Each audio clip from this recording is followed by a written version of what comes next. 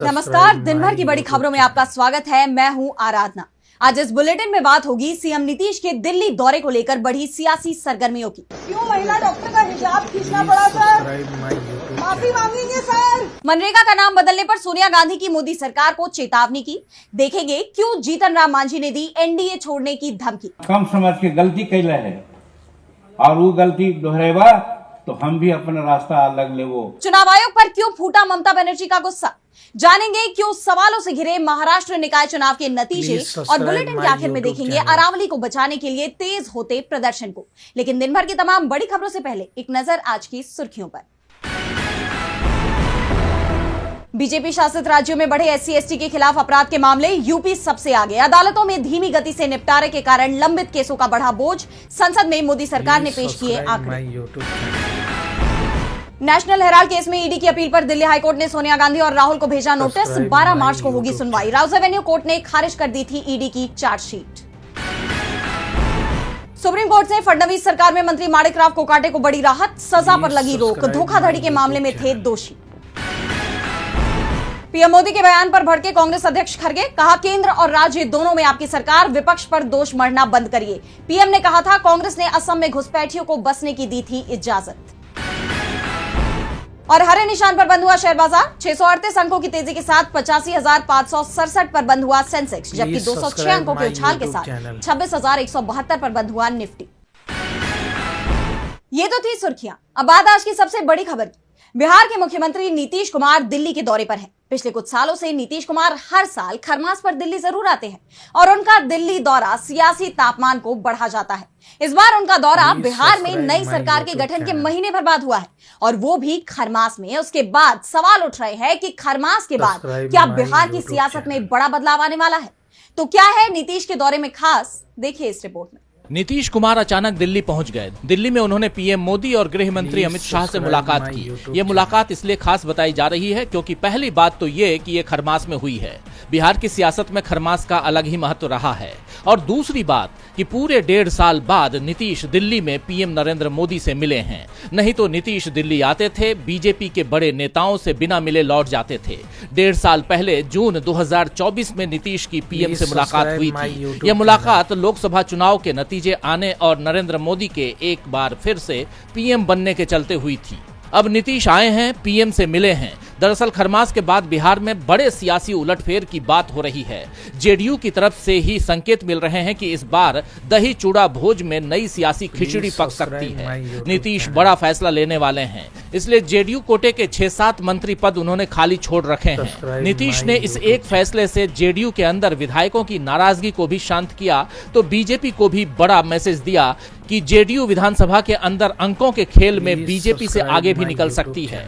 फिलहाल नीतीश की पलटी मारने की बातें तो नहीं हो रही हैं, लेकिन नीतीश अपनी सत्ता को मजबूत करने के लिए बड़े खेल की तैयारी में जरूर जुटे हुए हैं।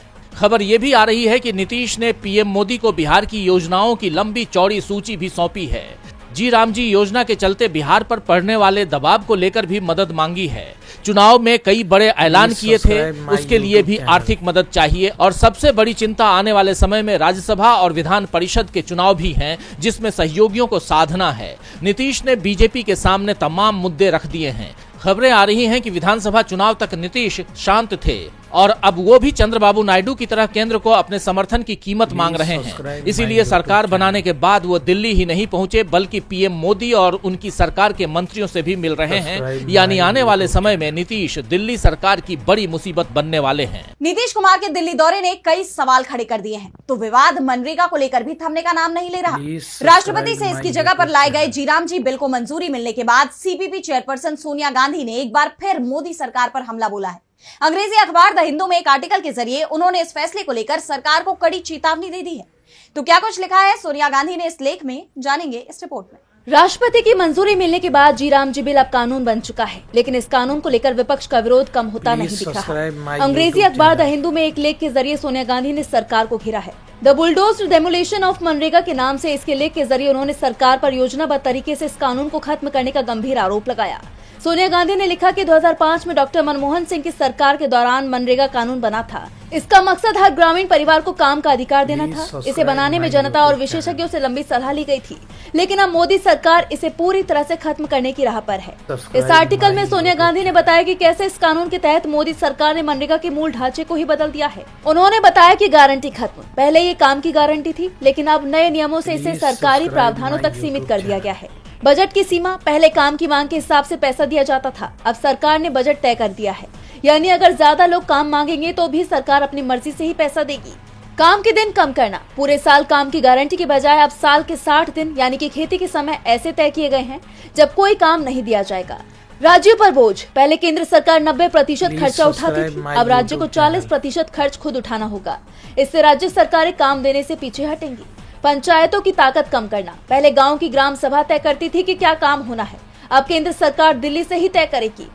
सोनिया गांधी ने बताया कि इस कानून से गरीब जनता पर क्या असर पड़ेगा। सोनिया गांधी के मुताबिक मजदूरों की मोल तोल करने की ताकत यानी बार्गेनिंग पावर कम हो जाएगी, जिससे मजदूरी घट सकती है। गाँव से शहरों की तरफ पलायन फिर से बढ़ जाएगा। कोरोना के समय इसी योजना ने करोड़ों लोगों को बचाया था, अब वो सहारा छिन जाएगा। सोनिया गांधी ने अपनी बात जारी रखते हुए कहा कि मनरेगा ने सर्वोदय यानी सभी का कल्याण के महात्मा गांधी के दृष्टिकोण को महसूस किया और काम के संवैधानिक अधिकार को लागू किया। इसको खत्म करना हमारी सामूहिक नैतिक विफलता है, जिसका आने वाले वर्षों में भारत के करोड़ों कामकाजी लोगों के लिए वित्तीय और मानवीय परिणाम होगा। सोनिया गांधी के इस कड़े रुख ने साफ कर दिया है कि इस मुद्दे पर विपक्ष किसी भी तरह से चुप नहीं बैठने वाला और आने वाले दिनों में उसके हमले मोदी सरकार पर और तीखे होने वाले हैं। इसी हफ्ते कांग्रेस ने इस सिलसिले में एक बड़ी बैठक भी बुलाई है। जानकारों का ये भी मानना है कि अगर विपक्ष का हमला इसी तरह जारी रहा तो मोदी सरकार को 3 कृषि कानूनों की तरह इस जी राम जी 2025 कानून को भी वापस लेने के लिए मजबूर होना पड़ेगा। अब इस मामले में आगे क्या होता है ये देखना होगा। मनरेगा का नाम बदलने पर मोदी सरकार बुरी तरह घिर गई है। विपक्ष के बढ़ते विरोध ने उसे मुश्किल में डाल दिया है, तो मुश्किलें उसके अपने सहयोगी भी बढ़ा रहे हैं। केंद्रीय मंत्री और हिंदुस्तानी आवाम मोर्चा के प्रमुख जीतन राम मांझी ने बीजेपी से एक बड़ी मांग की और मांग न मानने पर गठबंधन से नाता तोड़ने की धमकी भी दे दी है। तो ऐसी क्या मांग की है मांझी ने जिससे बिखराव की कगार पर पहुंचा एनडीए? देखिए इस रिपोर्ट में। बिहार में सरकार बने भी कुछ ही महीने हुए हैं, लेकिन प्रदेश की राजनीति में मचा घमासान अब खुलकर सामने आ गया है। केंद्रीय मंत्री और हिंदुस्तानी आवाम मोर्चा के संस्थापक जीतन राम मांझी बागी तेवर में नजर आ रहे हैं। मांझी ने राज्यसभा की सीट को लेकर एनडीए को धमकी दे दी है। उन्होंने दो टूक कहा है कि अगर उनकी पार्टी को राज्यसभा की सीट नहीं दी गई तो वो केंद्रीय कैबिनेट और एनडीए छोड़ देंगे। मांझी ने आक्रामक तेवर दिखाते हुए बयान दिया कि 2024 के चुनावों में हमसे 2 लोकसभा सीटों और 1 राज्यसभा सीट का वादा किया गया था। उस समय हमें 1 लोकसभा सीट दी गई जिसे हमने जीता और हमें मंत्री बनाने के लिए हम प्रधानमंत्री का धन्यवाद करते हैं, लेकिन राज्यसभा सीट अभी भी बकाया है। जब अप्रैल में राज्यसभा चुनाव होंगे तो हिंदुस्तानी आवाम मोर्चा सेक्युलर को 1 सीट मिलनी चाहिए, ये हमारी मांग है। मांझी ने बीजेपी पर बेईमानी और वादा खिलाफी का भी आरोप लगाया है। उन्होंने कहा कि लोकसभा से लेकर विधानसभा चुनाव तक उन्हें कम करके आंका गया। क्योंकि हमारा साथ तो धोखा दिला है, न कैला है, साफ हम कहिए हमारा साथ बेईमानी कैला है, दोनों बार बेईमानी कैला है, हमरा कम समझ ला है तुम और हमरा तो कम समझ के गलती कैला है और वो गलती दोहरेबा तो हम भी अपना रास्ता अलग लेवो। हम तो भाई यही कहो पार्टी। मांझी ने साफ कर दिया है कि अगर उनकी मांग नहीं मानी गई तो वो अपना अलग रास्ता अख्तियार करेंगे। उन्होंने चेतावनी देते हुए कहा कि मंत्री पद की कोई लालसा नहीं है और न ही राजनीतिक अस्तित्व खत्म होने का कोई डर। मांझी ने बिहार सरकार में मंत्री अपने बेटे संतोष कुमार सुमन को सलाह देते हुए ये बयान दिया है और साथ ही उन्होंने अपने बेटे से राजनीति में जोखिम उठाने और हिम्मत न हारने की अपील की। मांझी ने साफ कहा है कि अगर जरूरत पड़े तो आप मंत्री पद छोड़ देना। अब उनके इस बयान ने बिहार से लेकर दिल्ली तक सियासत में भूचाल ला दिया है। मांझी के इन तेवरों को देखते हुए जानकारों का मानना है कि अगर अपनी मांग न माने जाने पर मांझी कोई बड़ा फैसला ले लेते हैं तो ये कोई चौंकाने वाली बात नहीं होगी। अब मांझी की मांगों को गठबंधन में कितना तवज्जो दिया जाता है ये देखने वाली बात होगी। मांझी ने बीजेपी को अल्टीमेटम दे दिया है, साफ कह दिया है कि अगर मांग पूरी नहीं हुई तो वो गठबंधन छोड़ देंगे। तो ममता बनर्जी ने भी चुनाव आयोग को निशाने पर ले लिया। उन्होंने आरोप लगाया कि चुनाव आयोग बीजेपी के ऑर्डर पर काम कर रहा है। बूथ लेवल एजेंट्स के साथ एक बैठक में बंगाल की सीएम ममता बनर्जी ने चुनाव आयोग की निष्पक्षता पर भी गंभीर सवाल उठाए हैं। देखिए ये रिपोर्ट। पश्चिम बंगाल की सीएम ममता बनर्जी ने एक बार फिर चुनाव आयोग को निशाने पर लिया है। ममता ने आयोग को बीजेपी की कठपुतली बताया। उन्होंने कहा कि चुनाव आयोग बीजेपी के इशारे पर काम करता है। दरअसल ममता बनर्जी टीएमसी के बूथ स्तरीय एजेंट्स के साथ एक रणनीतिक बैठक में शामिल हुई थी। यही ममता ने आरोप लगाते हुए कहा कि चुनाव आयोग निष्पक्ष होने के बजाय सीधे तौर पर बीजेपी के दिशा निर्देशों पर काम कर रहा है।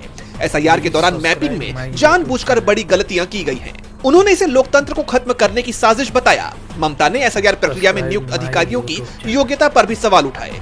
ममता ने कहा कि एसआईआर की सुनवाई के लिए ऐसे लोगों को लगाया गया है जिन्हें स्थानीय भाषा का ज्ञान ही नहीं है, जिससे पूरी प्रक्रिया संदिग्ध हो गई है। इसके साथ ही ममता बनर्जी ने अपनी पार्टी के नेताओं को भी सख्त हिदायत दे दी। उन्होंने स्पष्ट किया कि जो पार्षद और सभासद एसआईआर प्रक्रिया के दौरान निष्क्रिय रहे, उनके खिलाफ कड़ी कार्रवाई की जाएगी। यानी ममता बनर्जी ने संदेश दे दिया है कि बीजेपी को बंगाल में पैर जमाने से रोकने के लिए टीएमसी कार्यकर्ताओं को ही ढाल बनना होगा।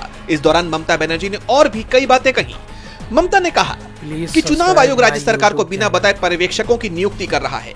बीजेपी बंगाल में मुसलमानों के बीच फूट डालकर चुनावी लाभ लेने की कोशिश कर रही है। तो वहीं ममता ने यह भी कहा कि चुनाव आयोग अब केवल बीजेपी के हितों को बढ़ावा देने का साधन बन गया है। ममता बनर्जी का ये आक्रामक रुख साफ करता है कि वो आने वाले चुनावों में न सिर्फ बीजेपी का मुकाबला करने के लिए पूरी तरह से तैयार दिख रही हैं, बल्कि चुनाव आयोग को भी उन्होंने बराबर निशाने पर लिया हुआ है। अब ममता के इस रुख के आगे बीजेपी की दाल गलती है या नहीं, ये देखना होगा। ममता के आरोपों ने चुनाव आयोग को कटघरे मिला दिया है, तो सवाल महाराष्ट्र निकाय चुनाव के नतीजों पर भी उठ रहे हैं। नगर परिषद और नगर पंचायत चुनावों के नतीजों में महायुति को शानदार जीत मिली। बीजेपी सबसे बड़ी पार्टी बनकर उभरी है, लेकिन शिवसेना प्रमुख उद्धव ठाकरे ने चुनावी गड़बड़ियों का आरोप लगाते हुए खुलासा भी किया है कि आखिर महायुति ने ये चुनाव कैसे जीता है। तो क्या है ये पूरा मामला, जानेंगे इस रिपोर्ट में। महाराष्ट्र में एक बार फिर चुनाव के नतीजों पर सवाल खड़े हो रहे हैं, जिससे महायुति की जीत का जश्न फीका हो गया है। महाराष्ट्र नगर परिषद और नगर पंचायत चुनावों में महायुति को जीत तो मिल गई, लेकिन गठबंधन की जीत सवालों के घेरे में आ गई है। विपक्ष ने महायुति पर चुनावी गड़बड़ियों का आरोप लगाया है। शिवसेना यूबीटी ने अपने मुखपत्र सामना के संपादकीय के जरिए बीजेपी, शिंदे गुट और अजीत पवार गुट पर धन बल, दबाव और सत्ता के गलत इस्तेमाल से चुनाव जीतने का आरोप लगाया है। कहा गया है कि आजकल देश में कोई भी चुनाव पैसे उड़ाने का खेल बन गया है। जो जितना पैसा उड़ाता है चुनाव मैदान में वही टिक पाता है। इसलिए राज्य में नगर पालिका और नगर अध्यक्ष चुनावों में बीजेपी और उसके दो चमचों को भारी सफलता मिली। इसमें कोई आश्चर्य की बात नहीं है। आज के समय में चुनाव जनता की सेवा का नहीं, बल्कि पैसा उड़ाने का खेल बन गए हैं। शिवसेना यूबीटी का कहना है कि नतीजों का पैटर्न पहले से तय था और परिणाम उसी सेटिंग के अनुरूप आए। ये वही पैटर्न है जो पहले विधानसभा चुनाव में भी देखने को मिला था। इसमें दावा किया गया है कि असली मुकाबला सत्ताधारी दल और विपक्ष के बीच नहीं, बल्कि सत्ताधारी दलों के अंदर धन और सत्ता को लेकर था। इस दौरान प्रति वोट 4,000 से लेकर 25,000 रुपए तक के भाव तय किए जाने का आरोप लगाया गया है। शिवसेना के अलावा कांग्रेस ने भी चुनावी नतीजों पर सवाल उठाए हैं और ये कोई पहली बार नहीं है जब एनडीए पर चुनाव चोरी के आरोप लगाए गए हैं। विधानसभा चुनाव के वक्त भी नतीजों को लेकर एनडीए बुरी तरह से घिर गया था। महाराष्ट्र में महायुति की जीत पर सवाल उठ रहे हैं, तो विवाद उत्तर प्रदेश में भी छिड़ा हुआ है। कफ सिरप मामले को लेकर विपक्ष योगी सरकार पर सवालों की बौछार कर रहा है, जिससे वो बुरी तरह घिर गई है। यूपी विधानसभा के शीतकालीन सत्र के दूसरे दिन भी सदन में कफ सिरप मामला गरमाया रहा। विपक्ष ने इस मुद्दे पर चर्चा की मांग करते हुए जोरदार प्रदर्शन किया है। तो कैसे कफ सिरप मामले में फंसी योगी सरकार, जानने के लिए देखिए ये रिपोर्ट। यूपी विधानसभा के शीतकालीन सत्र के दूसरे दिन समाजवादी पार्टी ने कफ सिरप मामले में चर्चा की मांग करते हुए प्रदर्शन किया। इस दौरान स्पीकर सतीश महाना ने चर्चा के लिए नोटिस देने की बात कहते हुए विधायकों को समझाने की कोशिश की, लेकिन उससे पहले ही विधानसभा के बाहर भी सपा विधायकों ने पोस्टर बैनर के साथ प्रदर्शन करना शुरू कर दिया। सपा विधायकों ने बड़ी मांग करते हुए कहा कि कफ सिरप कांड में शामिल सभी आरोपी को गिरफ्तार किया जाए, राज्य सरकार इसकी निष्पक्ष जांच कराए और दोषियों को जेल भेजे।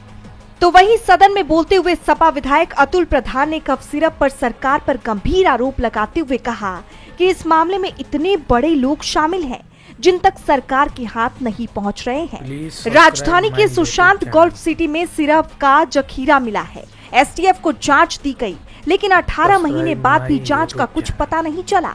जैसे ही नरेंद्र मोदी के संसदीय क्षेत्र के शुभम जायसवाल का नाम आया, तब पता चला कि इसमें बहुत नजदीक से सत्ता संरक्षित लोगों का हाथ शामिल है। बता दें, कफ सिरप की तस्करी मामले में बड़ा खुलासा हुआ है। जांच में सामने आया कि मुख्य आरोपियों में शामिल शुभम जायसवाल और उसके पिता भोला जायसवाल ने रांची की शैली ट्रेडर्स के जरिए अकेले 2.24 करोड़ सिरप की बोतलें बेची। दोनों ने 500 करोड़ रुपए से अधिक कीमत की सिरप की तस्करी की। नेताओं और माफिया के संरक्षण की वजह से शुभम दुबई भागने में कामयाब रहा। खबरें हैं कि अब ईडी उसके खिलाफ रेड कॉर्नर नोटिस जारी करने जा रही है। और बुलेटिन के आखिर में देखेंगे अरावली की पहाड़ियों को बचाने के लिए हो रहे प्रदर्शन को। तो मोदी सरकार के फैसले के विरोध में जगह जगह युवा और विपक्षी नेता सड़कों पर उतर आए हैं।